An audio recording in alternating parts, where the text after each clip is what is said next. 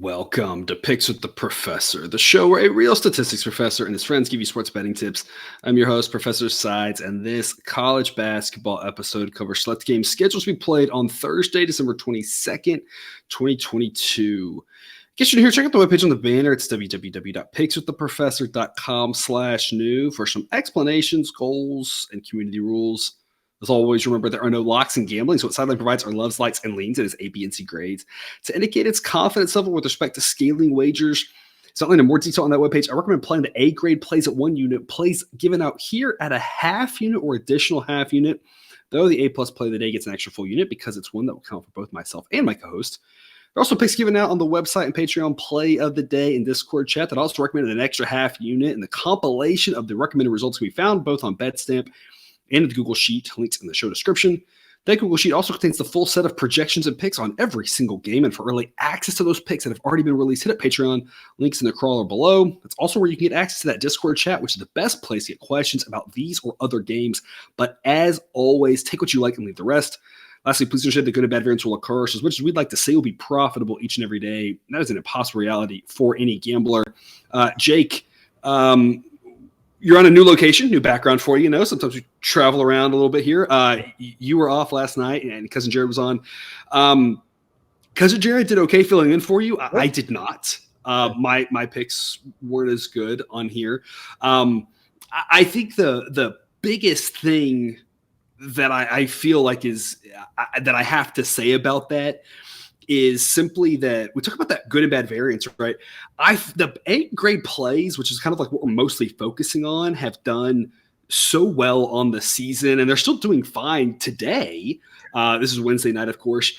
It's just some of the ones that I picked weren't doing well on this show, and it's like that good and bad variance. It's like it feels like we've had a really hard time picking from the subset of good plays. Highlighting goes, I think that's just some bad variance. Some of them, we talked about some of the bad luck, some of the weird bad covers that have happened against us. It feels like that's got to come around because we're picking from a subset of games that's really good. And that's why I tell people we're using this to talk about some games, dive deeper, give you some things to think about. But like I said there, I recommend looking at all the A grade plays and for the most part playing a lot of them because for the most part they're doing really well. I don't recommend that with the B and C grade picks. Pick some of those from what you like. Those are about 51% or so. But those A grade plays are doing so well. I feel like we're zigging and zagging the wrong direction. It's like we're gonna get on sync eventually. I keep waiting for it. Hadn't quite happened yet, Yeah. I mean, it's been a little frustrating. Like trying to figure it out it's just tough. Like because you see the A plays are doing so well, and then it's like, how's it the ones that I touch? Am I the drama? Am I the problem? And it's I don't know, man. That's what I was telling you before show. I felt like looking yesterday, it's like I feel like I've hit the anti-Midas touch here. It's like A grade plays on the day. It's right now. There's a whole bunch left for tonight, so we'll see how those go. But like as of right now, the A grade plays are like 9 and 8. And like the ones that I picked and talked about on show are like 1 and 5. And it's like, how does that happen? And for those of you, and some of you, you've looked at the sheet, so you know this, or you've seen, in the bets, if you've seen all the results, so you're well aware. But in case you don't, we're talking about the A grade plays. So far have a sample size of 627 picks. I mean, that's a really large sample size. And as of right now, our 53.8%. That's pretty good. And like you said, it's like the ones we're just picking, I don't understand it. It's a little bit of bad variance. It's a little bit of, on occasion, you just have some misses. And that's the whole point. When you get 54% right, you're going to get 46% wrong. And that's why I always tell people, take what you like, leave the rest, make sure you're betting with confidence. Because I'm not going to try to tell you there's 100. That's why I say there's no locks in gambling. There's no 100% winner. If that's what you're looking for, go try to find you in another video and find some liar who's telling you that, because it ain't going to happen, right? That's not what we're doing here. We're going 54%. 55 would be the goal, but 54 I'm very thrilled with. And it's just for some reason the subset we picked just hasn't come around. But I feel like it's coming eventually. We're going to hit a hot streak where we're going to hit a hot. And here's the thing: I'm going to predict this. It's a long season. It's going to happen. We're going to hit a hot streak where we end up hitting like 65% for a long stretch. And people are going to think we're geniuses. And it's just going to be the flip side of this bad variance, right? Where in reality, we're still just picking from 54% winners. And that's, again, what I'm very thrilled with. But it's not as bad as the 45%. And it won't be as good as that hot streak we have either, because it's just ups and downs when you're just talking about a handful of the games, Yeah. And I feel like the model and the sideline and stuff, and it'll be easier to pick once we get in like mainly in the conference play where teams are more in a rhythm and it's easier to predict what they're going to do and how they're going to play versus traveling all around the country on random days, playing back to back, maybe not playing back to back, and all sorts of craziness. So it might be a little easier once that new year kind of flips. Yeah, you'll lose that cross-country travel, which is a whole different element as well. And for those of you who don't, sometimes I feel like I don't communicate everything as well as I should. For those of you who don't know, the model that we're referencing, Sideline, is a mathematical model that I have built to predict the outcome. So this is not just some random. Some people ask, like, where did you get the access to the model? I'm like, it's on my computer. I built it. But before we get to today's games, we've got a bunch of them we think are pretty good ones here for your Thursday slate. Some reminders, please hit that like button if you're on YouTube. Also, if you aren't yet, please consider subscribing or following. It's free. And if you turn on notifications, you don't miss any of the college basketball, MLB, or college football content that this channel provides. I already mentioned the Patreon. Check it out if you haven't yet. Lots of great benefits to be found over there above and beyond what we do here. Membership starts at just $3 per month. You get there at www.patreon.com/pickswiththeprofessor. But even if you're not there, we're still thrilled to have you here. Let's get to it all on courtesy of Bet Online. Sign up link in the show description and current as of the time of this recording on Wednesday night. Another day with a lot of A-grade plays. Of all of those, as rough as Wednesday was, because Jared and I nailed the A-plus play of the day, got us an afternoon winner. It didn't go well for us last time we faded Louisville in this spot. It was Louisville's only cover of the season, in fact. But look, we always talk about good and bad variance. Always talk about small sample size. Well, it was one game that Louisville covered. I haven't covered a single game other than that. Lost again to Lipscomb here this weekend at a pick'em. Their chance for victories are about gone at this point. They got 2, and they'll probably get another conference. They'll probably beat a team at home. That's probably looking at about 3 wins for the season, if I had to guess. And a lot of beatdowns, especially on the road against this NC State team. This NC State team is pretty good. Sideline says this should be NC State minus 22. I mean, you're talking about a Louisville team that just is almost assuredly going to struggle mightily here in conference, but they struggled with the mediocre teams in non-conference. I think it's the better teams in this conference. It's going to be really tough for them to have enough possessions to score points the way they turn the ball over and take themselves out of possession. So mathematically here, massive edge on NC State. We've been about 50-50 on them, and of course we know Louisville hasn't covered hardly at all. But even with the 50-50 on the covering for NC State, they've actually slightly overperformed their projections, and so it's a team I'm very comfortable backing, even at a big number, just given how much more the model says that NC State should be favored by Louisville. Then, Jake, what are the reasons why you are comfortable with them as the A-plus play of the day? Yeah, like you said, they tricked us last time they were in this spot, but I don't think they found anything sustainable. I mean, it's easy to see there with the Florida A&M game, which is one of the probably top 5 worst teams in the game, and then getting beat by Lipscomb like this. Easy cover with Florida as an A-grade play with Florida A&M on that one. Yeah, that was insane. I couldn't believe the line. I mean, and NC State is a pretty good team. They've got a weird loss to Pitt, but Pitt might actually be good. So I don't want to quite say that it's a bad loss yet, but I don't know. Pitt's one of those teams. I feel like there's a handful of teams. Oregon State is definitely one of them we've talked about, where it's like Pitt's definitely one of them. Syracuse kind of feels like another. So when Pitt played Syracuse, I guess that was just a confusing one altogether. That like they just kind of are all over the place, and I don't really know what to make of them. They have times where they look competent, at times where they look terrible. So I feel like you beat Pitt or you lose to Pitt. It's like I don't know, like maybe like I just like you got to throw that out. It doesn't really tell you anything. Yeah, but they got some pretty decent wins with a win over Dayton early in the year. They got a win over Baylor. They played really close with Kansas. We're really in that game and ahead for a decent chunk of it. A very good game with Miami, and Miami's 12-1 now, and they beat Virginia at home. So that they're a pretty good team too. This NC State team likes to play fast.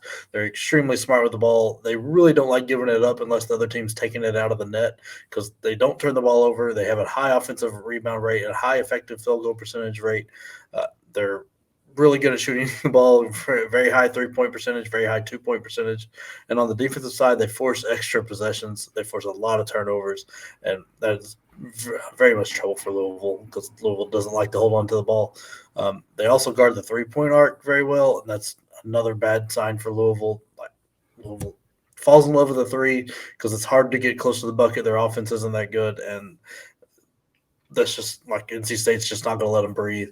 I really don't think Louisville has much of a chance to cover. They're just not built for it stylistically or even with the talent. I think NC State is an easy play here. Yeah, and I don't love laying these big numbers, but I mean, I think this is really the spot for it. You mentioned with the way their offense works, it goes back to just the lack of guards. When you don't have the guards, turns the ball over, and it creates situations where it's hard to get good offense because you're not getting good penetration, you're not getting good drives, you're not getting good passes, you're not getting all those things that those guards provide you with. And with such a lack of guard play, it just makes it, like you said, a stagnant offense. It just has to launch deep balls up. What happened in that Western Kentucky game specifically to address that one, because that was one we picked against Louisville here, and we looked kind of foolish. We just completely missed on that one. And that was a game where Louisville just had a lot of those long shots go in, and that's going to happen. That's why I said they're probably going to win a home conference game, because that's going to happen at some point, and it may happen here, right? There are no locks in gambling. The idea being, in general, when that happens, I like our chances because those are going to miss way more than they go in. Not against Western Kentucky. They just couldn't miss. And again, sometimes it happens, but if that's what happens here against NC State, I really like our chances for NC State to win by 20 plus. Yeah.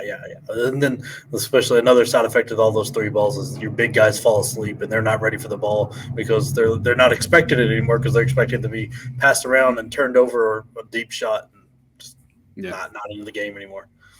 Yeah, absolutely. All right, and that'll take us to the best of the rest of the A plays. Got 3 of them that we're going to give out to you here. We're going to start off out in Hawaii. We will have a show for you. We're kind of tentative on the timing and who's going to be on, but we'll have a Christmas show for you. There's 5 games on Christmas Day, I believe, and 4 of them are going to be this Hawaii tournament they've started up. This is one of the games out there in Hawaii. Iona SMU, one of the first round games of the 8 teams that are out there. Iona's a 9-point favorite. Silent has this as an A grade pick, says Iona should actually be favored by 11. We've backed SMU 5 times this season. All 5 of those were losses. So SMU not been a team that's been profitable to back for the most part. We've backed Iona 6 times. It's gone 5-1 doing it. Iona has just been a pretty solid team this season. SMU hasn't. Iona's the much better team. They should win. The question is just, can they win by double digits? The model thinks they can. Jake, you think they can. Tell us why you think that. Yeah, I just don't think the books have quite caught up with how good this Iona team is and how well they're playing at the moment. They've got a top 75 offense, and they rank 55th in defense. They don't turn the ball over, and they force a lot of turnovers. So just all the extra possessions and the fast pace they play at gives them plenty of room to cover this.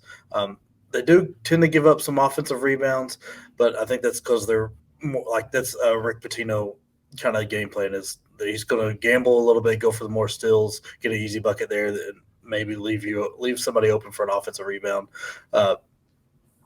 They're near automatic from the free throw line, which is another good thing with like under 10, because fouls kind of stop happening around 10.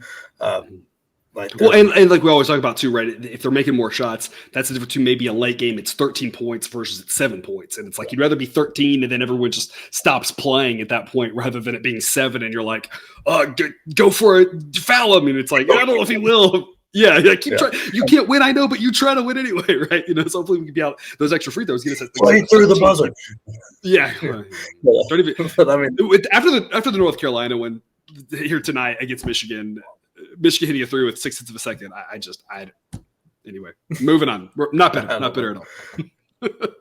Iona actually does a really good job of keeping you inside the arc. So, and SMU is not a great offensive team by any stretch. They don't shoot the ball well. They don't take good shots. They're terrible from the free throw line. They also don't force turnovers to really help themselves out. And the ones they do force are more of like shot clock turnovers, forcing you to travel, throwing it out of bounds kind of deal, not a steal, and like an easy bucket. It's let you get your defense back set. So I don't see really any way they're going to be able to hang with this SMU team or hang with the Iona team with the way Iona was playing. I think the pace Iona plays at will actually get to be more of the pace of the game and play a little faster and give us a lot more chances of keeping it better than 10. All right, and we also got a total play for this over for you if you're with us on the Discord. Early tip time out there, 2 p.m. Central is like 10 a.m.-ish Hawaii time, something like that. Pretty early in the day out there for a game, but one we think Iona should cruise on. The next one here, 6 p.m. Central, Queens -4.5 at Fairleigh Dickinson. Sideline says this should be Queens -6.1. They are 8-1 against the spread this year. Kind of continuing the trend of these Division II teams coming up and being a little bit more prepared than we all kind of thought they would be to play at this level. Not that they're good necessarily, but just better than we thought, more average, more respectable than we thought they would be. We faded Fairleigh Dickinson 5 times this season and gone 5-0. So no reason to stop that, in my opinion. We've underestimated Queens, overestimated Fairleigh Dickinson. Again, sideline says 6. If any of those trends continue, then the reality is maybe it should actually be more like 7 or 8. Jake, why are you loving this A-grade play here, Queens -4.5? Yeah, this Queens team, they came up ready to play, and I think this really shows how weak the bottom of the D1 is. That your D2 teams are coming up and having immediate success. I don't think there's much of a gap between those two, and these two teams just forgot about the defensive end. Don't like it. Don't want it. I don't know. Yeah, it's bad. Fairleigh Dickinson's just truly terrible defense. I mean, yeah, they've got the better. Queens has the better defense, but it's not saying much. They also have the better offense, which helps out a lot. The way these two teams play, I expect the pace to be a lot faster than what the actual metrics will lead you to believe. Just because there's no defense, I think it's going to be like a lot of what you see at YMCA when guys have been playing a little bit and they're just chucking the ball down the court. Nobody's really wanting to play defense. It's going to end up there. Man, Dye and McKee from Queens are worth watching. This should be an entertaining game just from a point standpoint if you like points. I think the last time I looked at the over-under was set at like 159 or something like that. Was 157 what I saw earlier. I don't know if it's gone up since then. Sideline projects 159, projects a score of 82.5 to 76.5. So, I mean, closer to 160, which is pretty getting up there. I mean, you don't see it. You see a couple, but you don't see a ton of totals touching that 160 number. No. It's so like Queens' offense is the best unit on the floor, and I think they'll slowly like leverage that the whole time and finally get up there around 10-ish and kind of stay there. And I think this game ends around 10-ish point win for the Queens. Regents? Yeah, Queens Sorry. I can't remember their nickname. Is it the Regents, Royals, something like that? The Royals, yeah, actually in Charlotte, not Queens, New York, actually Queens in the Carolinas. Again, like you said, just jumping up and being prepared and a trend we've seen. St. Thomas, of course, being just an incredible story, not just with regards to basketball, but football. That's another thing. They've, got kicked out of their D3 conference because they were too good. And yeah, I can see why. Like, they are really good. But, then, like, just about Queens, we talked about a lot of these teams that have stepped up and done really well. And Fairleigh Dickinson, towards the bottom of Division I, a game that they probably had on their schedule thinking, oh, this is one of those teams coming up. This is a team we can hang with at home. We can get a victory. And I don't think they will. I think Queens wins. Jake, you're laying 4.5 along with the model. I'm going to give you the last one of this segment of the best of the rest of the A plays. 9 p.m. Central, Portland State getting 10 points at Cal Baptist. The model locked in +9 is at A grade. It's at +10 by the time we recorded. We locked in for show tracking purposes. It's just way too many points. Sideline says it should be a little over 6. The model is a little Portland State happy. It does like them, but to be fair, it's gone 6-4 backing them, and 6-4 isn't the sexiest record in the world, but I mean 60% is pretty dang incredible. So it's really a small sample size, but the models like Portland State. I think they're just a little bit better than the sportsbooks are giving them credit for, and so far it's paid off. Cal Baptist, we're 3-2 backing, 2-3 fading. We've been pretty spot on with them. But even if we're overestimating Portland State a little bit, maybe it shouldn't be 6, maybe it should be 7. 10 is just too many. You talk about getting a number like 10. As long as they hang in there, it's probably not going to foul. Probably not going to have a late game foul getting us to 11. We're probably safe with late game fouls. And the thing I like about this is that the pace discrepancy here, I think, really benefits Portland State. If Cal Baptist has their way and plays this game really slow, it's going to be hard for them to win by more than 10 because it's going to be a really slow game. If Portland State gets their way with the pace, it's more likely that from a pace standpoint that it gets above 10, but that's the game Portland State wants to play. So I think it's more likely that they hang in there. So I think they kind of hang in there either way. Either A, because it's the pace that they want to play at that they're comfortable with because they play at lightning speed, whereas Cal Baptist plays at a snail's pace. Or if it plays at Cal Baptist pace, that's just not a style that lends itself to blowout. So I think Portland State's got a really good chance of covering this number. Again, plus 10 is just way too high for me. So that's going to be an A-grade play here. I'm going to track on my record. Yeah. One of the reasons I like this play too is Cal Baptist free throw percentage is at 59.4, which is terrible. The fact that there's 5 teams worse than them is mind-boggling. But at 59.4, the late game fouls, I don't think was a big worry. I was wondering, I don't know, maybe someone can explain this to me.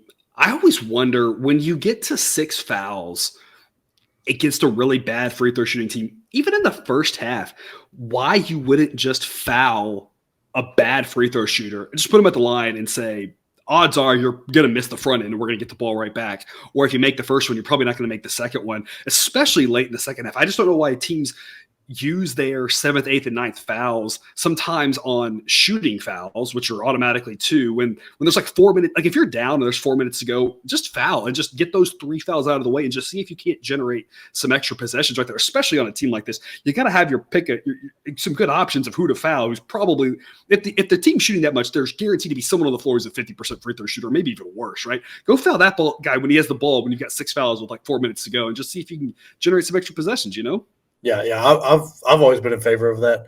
If it's a weakness I can exploit like that, I want to, especially in the second half, because I've always viewed a missed front end on a 1-on-1 should be counted as a turnover and not just a missed. It's a turnover. It really is. Yeah. So I don't know, unless you're just absolutely scared, your guys are just going to keep fouling and never stop fouling. I don't know. Well, you tell them you do it for foul 7, 8, 9, right? And then you stop doing that. Then you go back to your normal strategist. I don't know if you're ever going to try it, a team like that. This is the time to try. But either way, we think Portland State can hang in there. So we're taking them plus 10, which takes us to Jake on a limb. Again, the model doesn't have an A grade play on. It's just shy of it though. It's a B+ pick, and Jake, you like it as well. I'll let you tell us why here. Kansas minus 21 against Harvard. So that says it should be Kansas minus 23.5. Again, just shy of an A grade. Jake, why is it an A grade in your book? I guess is the question I should pose. Because Harvard coming off that surprising victory over Irvine was wild, but I think they're in for not just covering but winning handily. Kudos. Yeah, great win for them. Not going to happen twice. Kansas and Fog Island is near impossible to beat. Harvard's really got no answer for Grady Dick or Jalen Wilson. Those guys are just on a different planet. And it's not even like they're loud with it. Every once in a while they are. It's just all of a sudden you look at it in the game and both guys had almost 25 rebounds, 6 assists, something like that. They'll just fill a stat sheet and you really just be like, when did that happen? It's just they're just that good. Adams is playing so much better right now. The way Harris runs the show. There's a couple passes in that IU game that were just outrageous. He's a lot of fun to watch. That's without even mentioning like McCullough or MJ Rice or anybody else coming off the bench. They're just loaded, and at home, everybody feels better at home. They love to just blow teams out.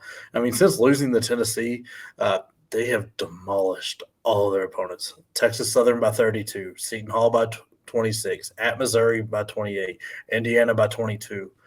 Harvard, on the scale of those teams, much closer to Texas Southern than they are to any of those teams. So I see this game being out in the 30s, like maybe mid-30s, because Kansas, when they get rolling, are near impossible to stop. Yeah, they've been playing really well lately, and we were on the right side of that with Kansas against Missouri. But I know we're on the wrong side of it a couple of the other times, and just didn't stand a chance with the way Kansas played. It was over by halftime. You didn't even have to watch the rest of the game. You knew what was going to happen. And obviously that Indiana game, you had the injury to Trace Davis Jackson. No, yeah, you had Trace Jackson Davis hurt, and then Xavier Johnson also got hurt too. Yeah. So you had some of those injury issues in that IU game, but even before that, they were kicking tail from the very start of that game. And like you talked about I was Seton Hall, the same sort of thing, just running the way. And so they've looked really good. Like Harvard, not a bad team, but it's real easy. And Kansas, the win over Missouri was on the road, I believe. Kansas at home. it reminds me a little bit of and UConn, kind of had their struggles a little bit with Georgetown, surprisingly so. But what we talked about with UConn with that Butler game, where watching that game, it just felt like Butler never should have changed. You look up and all of a sudden UConn's up, 15. And that's kind of what Kansas can do to you at home. As a Baylor fan, having seen my team go into that place a few times where it's like you feel like you're hanging in there, you're right there, and all of a sudden you look up at the scoreboard and it's a 12-point game and you're like, man, we were just in this game. And when that happens to a team like Harvard, it's going to go from, hey, we might pull the upset, we're down 10, to all of a sudden it's going to be 20 in a heartbeat. And that's where this game can get ugly for them. Okay. I got to ask you this, your opinion on the top 5 worst chants in basketball. Where does the Jayhawk chant rank for you? It's my number 2, and it just by a slight margin behind because it's the same venue. Right near the wall. I don't think I've ever even heard the North Carolina one. I don't think I watch North Carolina games with the audio on at the end of a game. So I don't think I've actually heard that. I have heard the Rock anytime. Every time. Maybe I just don't watch it with the audio on. The Rock Chalk Jayhawk one it really does get under my skin. But you know what? Kudos and props to them. If they can do something like that gets under opposing fan base's skin, I mean, hats off. Like you figured out a way to push people's buttons. So I mean, kudos to you. But yes, it definitely gets under my skin as a Baylor fan watching, and you feel like you've won the game and you end up losing, and they'll start doing that. And it doesn't matter if it's a 3-point game or a 30-point game, they'll start doing that. And it's just, it does get under my skin as a Baylor fan for sure. Yeah. Like I said, if I was a fan of either team, I'd probably love it. But man, it drives me. Yeah. Yeah, exactly. All right, that takes us to our daily double-double. We've got a 6 p.m. game, Wright State at Miami of Ohio. I'm going to give you both picks on this one. I'm going to give you Wright State -1.5. Sideline says it should be about 3. It's enough to lock in an A-grade play, especially at this low number. Probabilistically, 1 is the least common outcome of close ball games. You're more likely to land 2 or 3 than anything else. So as long as this stays at 2 or under, the model likes it as an A-grade play. Above that, less so, because 2 is possible in this. Wright State's the better team, but they are on the road. So we think they can get the win, but we don't lay too many points in this situation because they could easily win by something like 2 or 3. But we think Wright State can get the win. It's an A-grade play for the model. And I'm going to give you over 149. You can take both of those. You can parlay them together. You can play one or the other, whichever one you like. Sideline says it should be 155 on the number of points. You've got a team in Wright State who likes to push the pace, and a team in Miami of Ohio that just does not play any defense whatsoever, which is why the math indicates that this number should be higher than it is. So we're going to go Wright State -1.5 and over 149 for your daily double-double. Yeah. This Miami, Ohio team is the opposite of their football team. They do not want to play defense whatsoever, and Wright State will take advantage of that. That's what I was talking about. Someone else. I don't remember what team I was talking about. The same thing, opposite of their football team, right? And it's like I said, Miami of Ohio. That football team was, slow paced, good defense. This team, and not extremely fast paced, but a little bit faster than average. And their defense is just terrible. Very much the opposite, which would usually take us to the total of the day. But we're going to go back and we're going to give you a double, a second double. We're going to split this one, Jake. You're going to take Yale -13.5. That's an A grade for the model. And I'm going to give you a play on the total. I'm going to start you off, turn it over to you real quick, Jake. But first, let me say, model says this should be Yale -17. So again, I don't like laying big numbers, but if I do, I want there to be a large difference between the projection and what number we're getting. That's the case here. We are 7-2 backing Yale. We faded them one time and gone 1-0 doing it. Monmouth has been a team that has just not done well against the number all season, to the tune of a 4-8 against the spread record. Jake, model gives Yale an A grade. Why is that your pick on this game? Look, Monmouth is garbage. They play fast. And that is because there's no defense to get in the way of the other team scoring. So they're just getting the ball a lot. It's a deceptive fast. Their opponent's effective field goal percentage is at 60, which is just nuts. That just means that's a lot of layups and wide open shots is what that is. Ranking them next to last, the fact that there's a team below them is scary.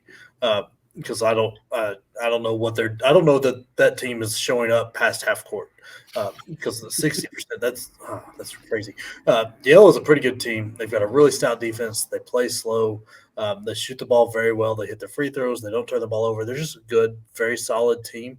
They're not going to give you any extra chances. They're not going to make the mistakes. They're smart. I mean, they go to Yale. They're smart.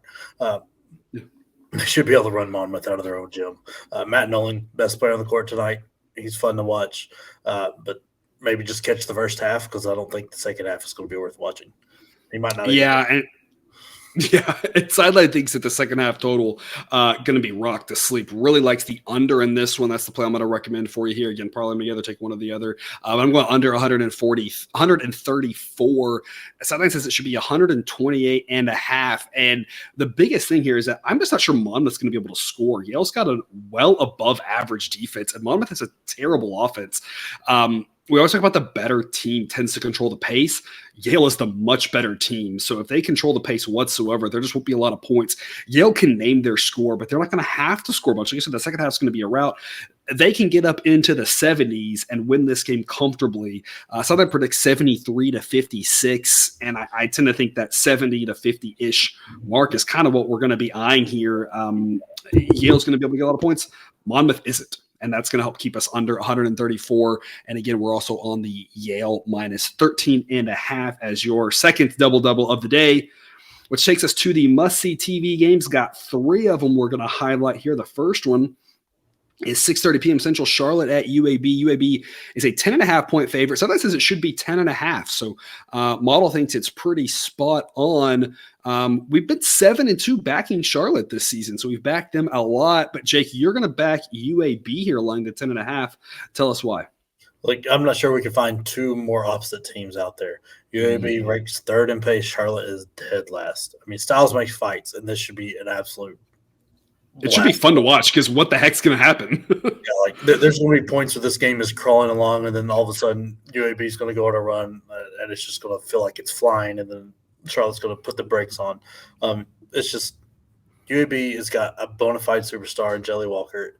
They actually have the better defense, and as slow as Charlotte plays, they still don't have a great offense or defense. I mean, they're well above average, but not as much as they need to be, especially scoring with the UAB. I mean, not only can UAB shoot the lights out of the gym, they also rebound at a stupid high rate. They're ranked 9th on the offensive boards. They create extra possessions. They're in the top 100 in steals and opponent turnover percentage. They make their free throws. And like I said, like anytime you can back Jelly Walker, it's a lot of fun. I mean, he's not let us down once this year. He's having just a great year. But they've also got a couple of good guards behind him in Buffin and Gaines. Charlotte's got one guy in double figures and does not do a great job of guarding the three-point arc, and that's going to be very dangerous against a UAB team who just wants to pull it at all. You give them a slight, like 3 inches of room, and they're going to pull the three. And it's just going to go poorly for them if they don't guard that three-point arc. They're just – and also the creating of extra possessions really goes big for UAB here because that's really going to speed it up. And, like, a fast-paced game like that, like they play as fast as they want to,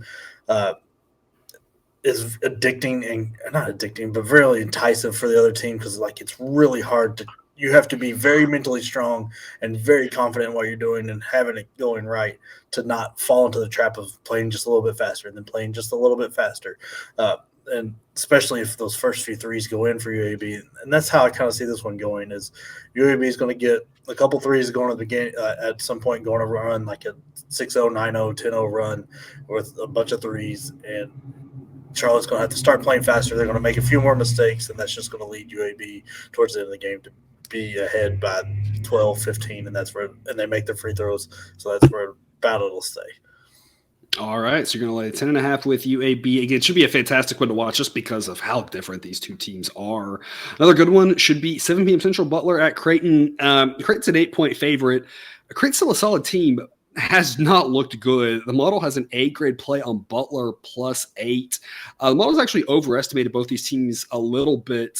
Interestingly enough, though, they've actually both been positive if you've backed them both. So it's kind of a weird not a contradictory nugget, just an interesting artifact of what's happening. That they've both been decent teams, but the model still is overestimated them both, but to about the same degree. I think this 6-point number is probably a little bit better. We do expect Creighton to be finally healthy again after a long stretch where they weren't, but I'm not sure that's enough to make a difference in this one to win by this number. We talked about it yesterday with Cousin Jared, that 7's kind of your pivot point with fouls where you start feeling a lot better. If you're laying a number, you're really hoping for it to be 7 or less. If you're taking a number, you're really hoping to be 7 or more. Doesn't mean it always works great for that. That just means that's like a rough rule of thumb. So we're on the right side out here, getting 8 with Butler, where even if there's late fouls, we hope It's not impossible, but we hope that it can stay inside this number as long as Butler can hang around. Butler should feel a lot better playing this game than the last one against UConn, because Creighton is no UConn, that's for sure. What are the other reasons, Jake, that you are on Butler +8? Like these teams are just mirror images of each other from their style to how they rebound to how they hold on the ball. Their depth is even about the same. Butler's getting a little bit better than they have been in the past year with getting Ali back. This first game was against UConn, getting him playing. You transferred him from Akron. I mean, the metrics like Creighton, but I don't know that like that's a good look of them on the year, but they're playing really bad right now, like on the 6-game losing streak. And I don't think they're going to get it right against Butler. I think they probably win being at home and being the slightly better team, but I don't think it's by 9, 10, 12, anything like that. I just don't think they're going to totally bust out of the slump right here. I think Butler is a really good team coached by Thad Matta, who's going to be ready for this game.